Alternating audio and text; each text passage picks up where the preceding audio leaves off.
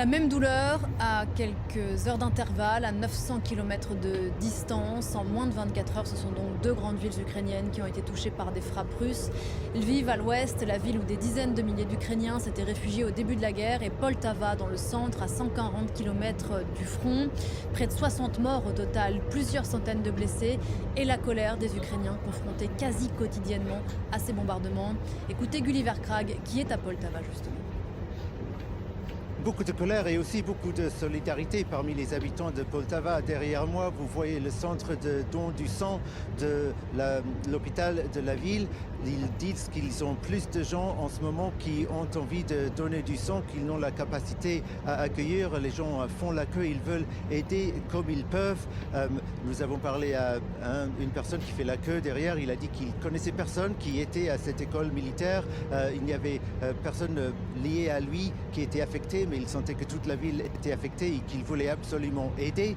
Tout à l'heure, j'étais près du site, l'école militaire qui a été touchée. Et là, vous avez les étudiants qui ont survécu, qui tout de suite se sont attelés à la tâche d'aider à débrayer les décombres, chercher les personnes qui sont encore portées disparues. J'ai parlé à un étudiant qui m'a dit qu'il avait juste la chance, qu'il avait pu se mettre à l'abri parce qu'il était sorti pour fumer juste au moment où les sirènes ont retenti, mais que comme cela a déjà été confirmé officiellement, je pense il n'y avait qu'une minute et demie entre la sirène et la frappe. C'est très très peu. Selon cet étudiant, normalement il devrait pouvoir identifier les tirs d'un missile balistique 10 minutes avant que cela n'arrive à Poltava. Je ne sais pas si on peut confirmer cette information, mais il y a une certaine consternation parmi les étudiants que tout n'a pas été fait pour les protéger. Ils m'ont confirmé tout de même que c'est considéré cette école comme un objet particulièrement à risque.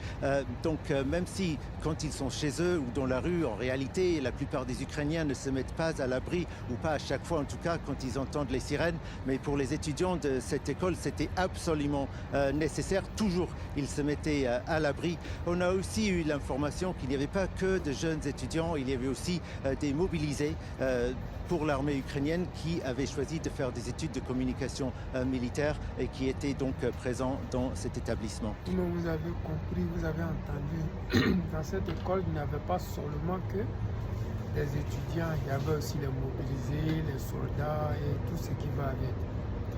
Ils ont provoqué le Koroï, ils doivent assumer, parce que dans la vie, qui cherche trouve. Vous avez cherché, vous devez assumer. J'espère qu'ils vont assumer jusqu'à la gare, parce que nous sommes des spectateurs. Notre combat, c'est le départ d'Alassane Draman Ouattara et le départ de la France en Afrique. Donc c'est un problème familial, j'espère qu'ils vont régler ça à l'amiable. Ils vont régler ça très vite, parce que notre carburant ne cesse d'augmenter, même si nous sommes producteurs de pétrole, entre guillemets, parce que Draman Ouattara vole tout ce qui nous appartient. Les amis, c'est le président Lota.